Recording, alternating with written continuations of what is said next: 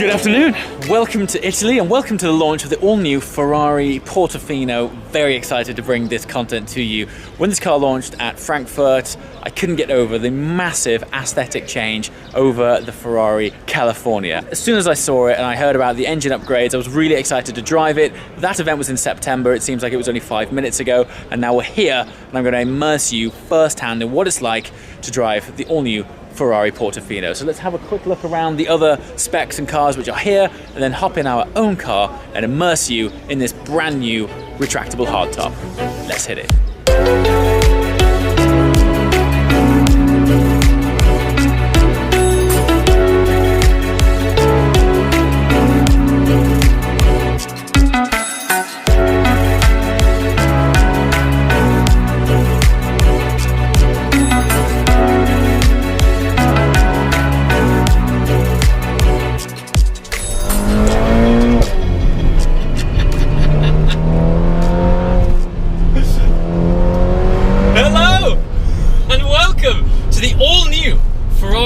Portofino. We are here in the delightful Italian countryside. The sun is shining, it's February. I am ecstatic and thankful to be here. So, what have we got? Well, a little bit of context.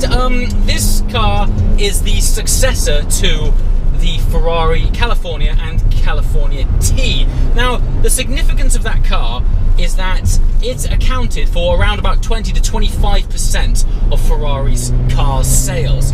So, despite what you think of the California, it is actually a really significant car for Ferrari as a brand. Now, let's not beat around the bush. The California has always been the softer car from the Ferrari lineup, especially when it launched. It had the 458 Italia and Ferrari F12 as its brothers, and they are a hell of a lineup to look up to.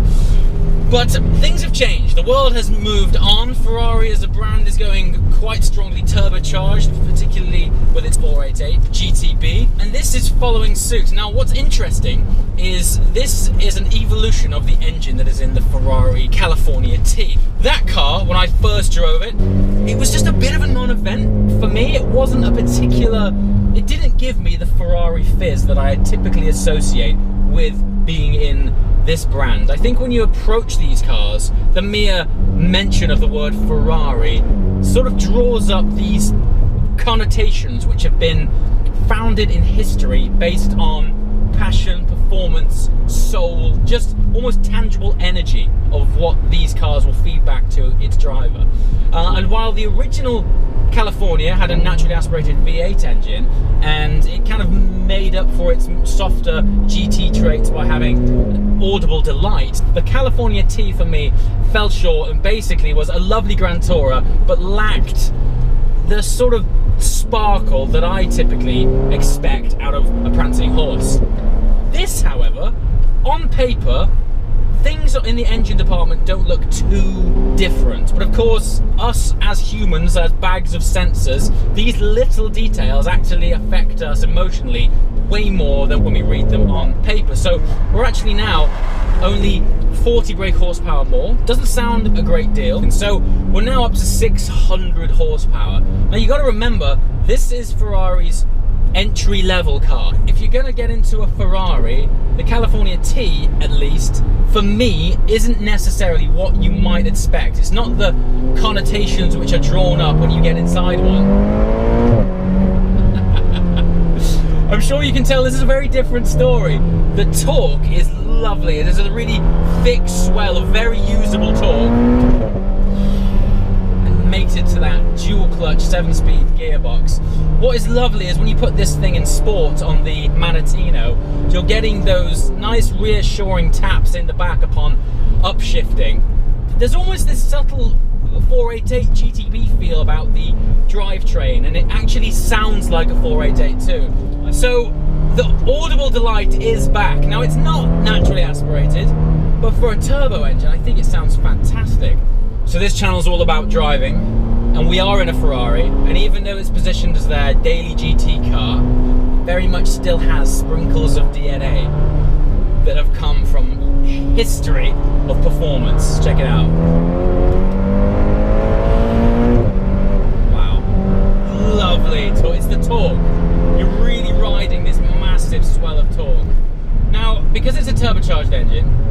it does not rev out quite as high as their naturally aspirated counterparts. Now, one of the beautiful traits of an engine like that is that you can scream it right out. But where the turbocharged engine makes up for it, and this wonderful gearbox, is that you're constantly shifting because it runs out of steam just before 8,000 RPM. But with a gearbox like this, it's very playful. You're really up and down it, and you're playing it like an instrument. Just listen to how fast it shifts, right?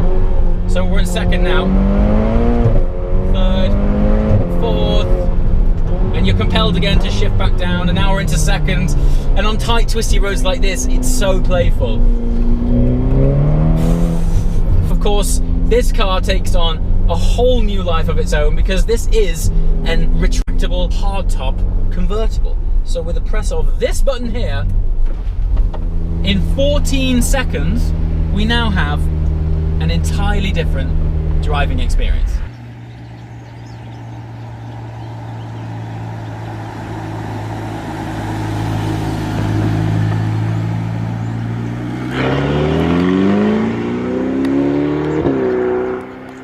And then you're in a whole new world.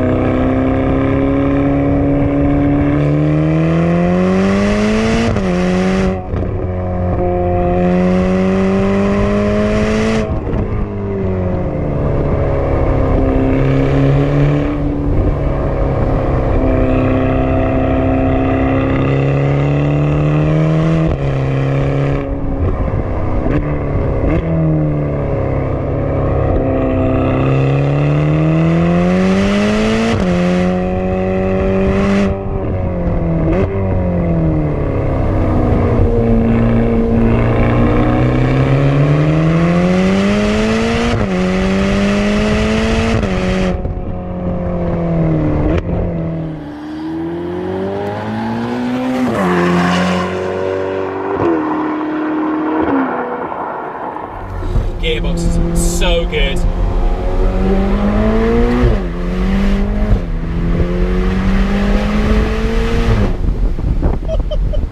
So there's something interesting. Earlier on I was talking about the amount of torque that this car has.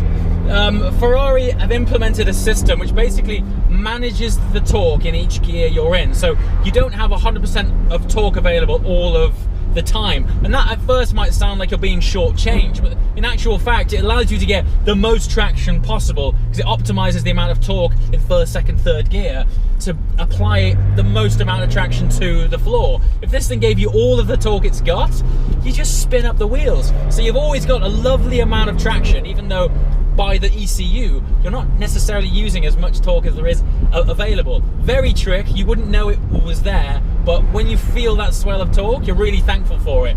Funnily enough, the road surface we're on right now, particularly slippy, and it just puts that traction down in. It's gorgeous. So the biggest takeaway for me, first of all, the difference, the changes in this car over the Cali T is so much bigger than I expected. I'll say it straight, I just wasn't a fan. The California T for me just really missed the mark in terms of, look, it was a very good car, but for me it didn't represent what the badge stands for me. This car, very similar engine, but whatever magic dust they've sprinkled on it back at Maranello has worked wonders. You've heard it, you've just heard that thing firsthand. It sounds much more like a 488. It handles beautifully. You know, there's not a great deal to criticize. It's just a lovely environment to be. And I think if this was the first Ferrari you experienced, I think they've gone a long way since the California to embody the Ferrari ethos in their entry-level car than they did do with the previous California. And I think that is something not to be underestimated. To be able to get into a Ferrari this good at 166 grand, don't get me wrong, by the time you put options on it, it's going to be pushing 200.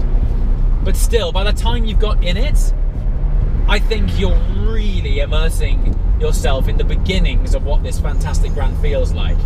As always, guys, thanks for watching. and I shall see you next time. Ciao!